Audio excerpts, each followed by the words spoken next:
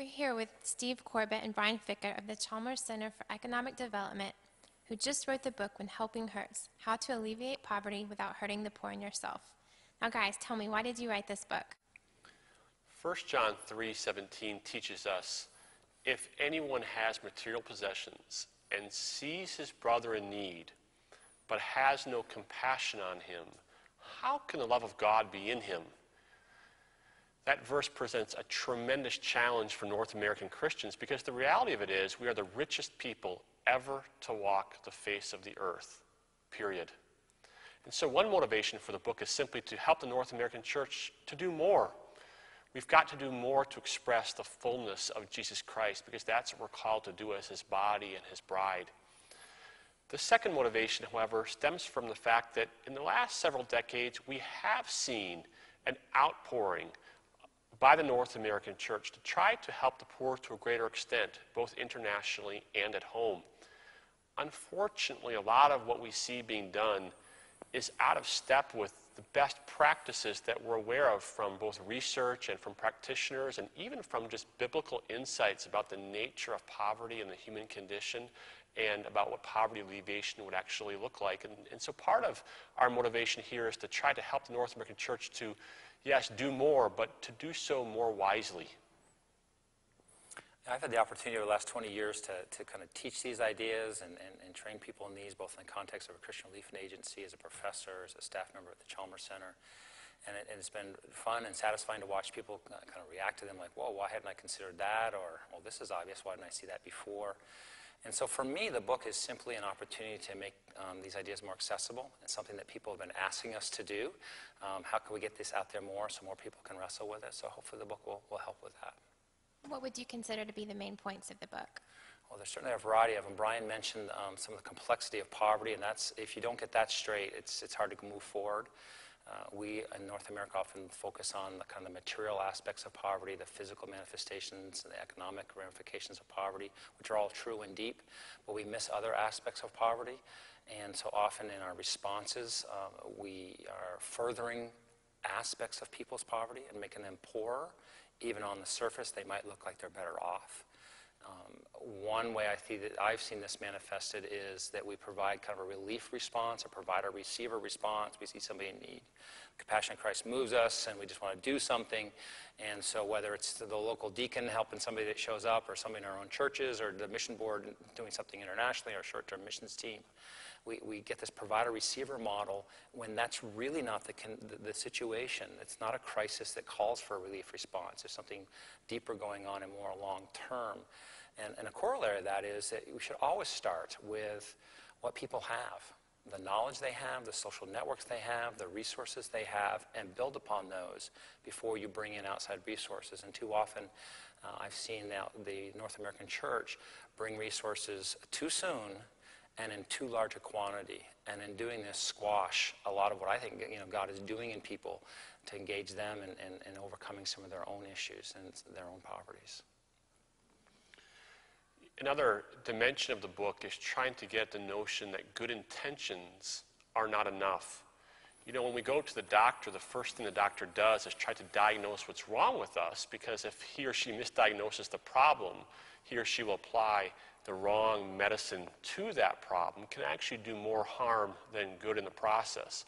The same is true when we work with the poor. If we fail to diagnose the problem properly, we can do more harm than good in the process. Now, the reality of it is, poverty is not the same everywhere around the world. What's going on in inner city Atlanta is different from rural Appalachia, and that's different from what's going on in Uganda or the Philippines or Mexico City. And so the problems are slightly different in different parts of the world, but there are some commonalities as well. And so part of what the book tries to do is to go back to Scripture to create a biblical framework for thinking about poverty, and then use that as the lens to interpret the vast complexity of poverty all over the world. What effect do you hope the books will have on its readers? One of the many things that Steve has taught me is that learning is about knowledge, attitudes, and practice. And the book tries to get at all three of those dimensions. In terms of knowledge, again, we're trying to root our understanding of poverty in a biblical framework and in biblical revelation about the nature of sin, of humanity, and of Christ's redemption. But there's also knowledge in the book about just the best practices that are out there for addressing poverty in a way that's truly restorative for the poor. In terms of attitudes, we want the book to be used by God in some small way to affect change in our hearts.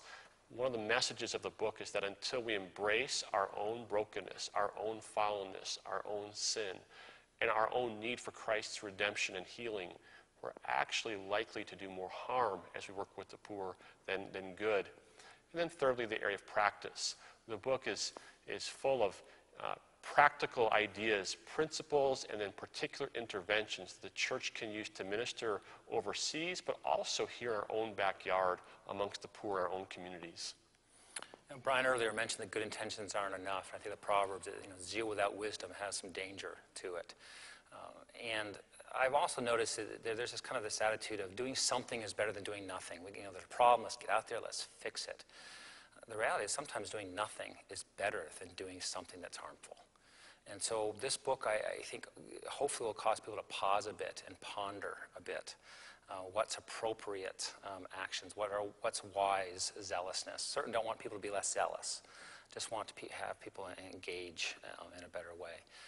Another thing that is part of my concern and Brian's concern as well is that we've got brothers and sisters ministering in their own context here in North America and all over the world. And what does it mean to really come alongside our brethren and really to turn them loose? What does that look like?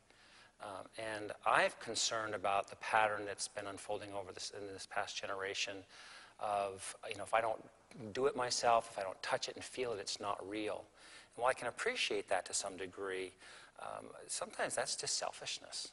It's really not dying to self, as God would call us to do. And so I hope as people read this book, they'll be thinking, what does it mean for me to be a good steward in order to help God's people that he's already got in place, both here and around the world, to be all they can be for Christ?